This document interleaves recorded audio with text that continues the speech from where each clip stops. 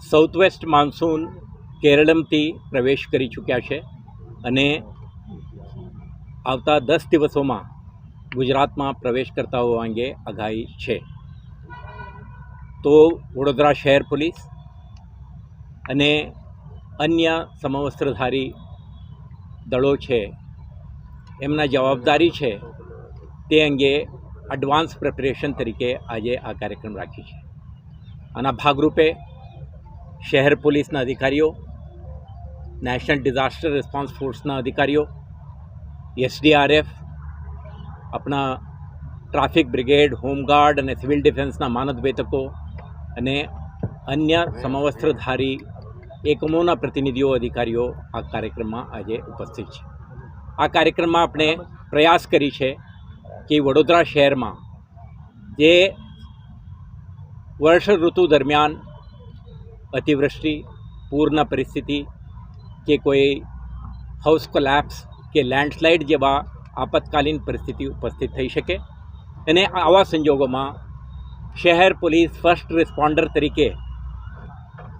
Response આપવા માટે આપણા લોજિસ્ટિક્સ, સ્કિલ સેટ્સ અને આના જાણકારી, કમ્યુનિકેશન વ્યવસ્થા, આપણા સાધન સામગ્રીઓ સાથે આપણા તૈયારીઓ અને ઓપરેશનલ પ્રિપેરેડનેસ સાથે સાથે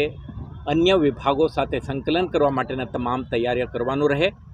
આ પ્રકારની એક તૈયારી આજના કાર્યક્રમમાં આપણે કરી રહ્યા છીએ. તો આમાં તમે જોઈ શકશો કે ફર્સ્ટ રિસ્પોન્ડર તરીકે કેટલાક સાધન સામગ્રીઓ અને ઇક્વિપમેન્ટ્સ એન્ડ ટૂલ કિટ્સ અને કમ્યુનિકેશન વ્યવસ્થા સાથે શહેર પોલીસ અને એમના મદદમાં જ્યારે પરિસ્થિતિ વધારે બગડે ત્યારે એસડીઆરએફના આખા ટીમ એમના જો બોટ હોય કે રસાઓ હોય કે અને રેસ્ક્યુ અને સુરક્ષિત સ્થળે સ્થળાંતરિત કરવા માટે લોકોને જે વ્યવસ્થાઓ જોઈએ આ તમામ પ્રકારના ટૂલ કિટ્સ અને ઇક્વિપમેન્ટ આજે ડિસ્પ્લે પણ કરી છે અને સાથે સાથે આપણા આંતરિક standard operating procedure, inter agency coordination માટેના મુદ્દાઓ અને નોન ગવર્મેન્ટલ ઓર્ગેનાઇઝેશન્સ, સેવાભાવી સંસ્થાઓ અને કમ્યુનિટીના પ્રતિનિધિઓને શહેરના રહીશો સાથે જે રીતે ઓપરેશન કરવાનું છે તે અંગે તમામ વિષયોને આજે ચર્ચા કરી છે અને આવતા દિવસોમાં કરવાની થતી કામગીરી અંગે આપણા આંતરિક તૈયારીઓ, ઓપરેશનલ પ્રિપેરેડનેસ સાથે વડોદરા શહેરવાસીઓને આપણે ખાતરી આપવા માંગીએ છીએ કે કોઈ પણ આપતકાલીન પરિસ્થિતિને પહોંચી વળવા માટે શહેર પોલીસ સુસજ્જિત થઈને કમિટમેન્ટ સાથે તૈનાત રહેશે.